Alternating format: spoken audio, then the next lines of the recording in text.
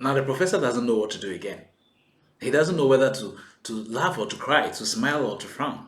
And that's not the first time he's having such an encounter with his little boy of 8 years. Professor is trying to help his 8-year-old boy do homework on addition of fractions. And this is a professor of mathematics. He's teaching his child an alternative way of solving that problem, which is much easier according to the professor. But the little boy says that this is not what my teacher told me. This is not how my teacher taught me. So, let you know. Now, hear what? This teacher that gave the homework to the child is the professor's student. In fact, the child is supposed to know that because the teacher has visited them a couple of times. The child still refuses. Now, parents, you probably have encountered something like that before. The children trust their teachers so much. Now, teachers, that places an onerous task on us. Society expects a lot from us. We live in a country where a parent will say to a child, "Didn't your teacher teach you that?" For something that you expect the parent to have taught the child. So, society expects so much from us teachers. I know that this expectation does not reflect on our paychecks. But we know that society expects so much from us. And teachers, we are happy to do that. We are happy to exceed society's expectation, aren't we? Yes, we are.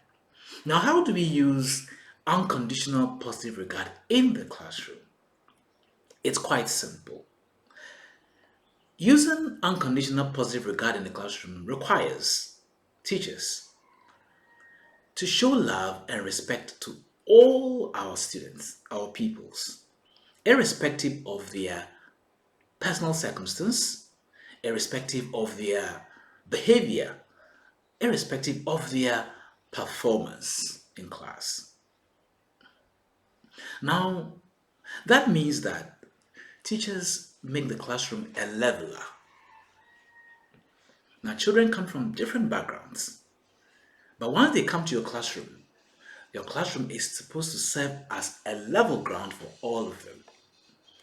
It means that teachers do not resort to labeling children as to whether they are good or bad, not in behavior and not in terms of even subject ability. So if a child is not able to do well in mathematics, it is possible the child may do well in English or in social studies or even in crafts, in art. Now, what teachers are supposed to do is to give the background, to give the situation, to give the conditions where children are able to thrive and to develop their gifts, their God-given gifts. Teachers, there's something that I know you know, but just for a reminder, we have no way of finding out, of knowing the children's future.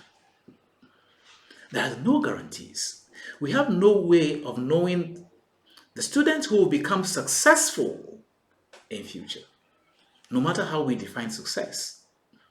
And therefore, it is important that we remain humble as teachers and do the work that has been given to us to do. And that work is to become facilitators. Our work is simply to give the conditions for children to thrive. My dear teacher, you know probably that a child's self-regard is closely linked to delinquency. So whether the child becomes a delinquent child or even an adult who is delinquent depends a lot on the self-regard. And the self-regard is grown in the classroom as well by what you say, by the impressions you give to the child. So let the child feel loved. Let the child feel respected, no matter the circumstance. If they err, yes, it's your duty to teach them.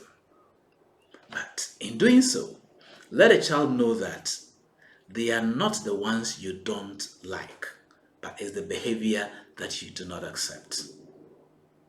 Children can also see it when you pretend to like them when you don't.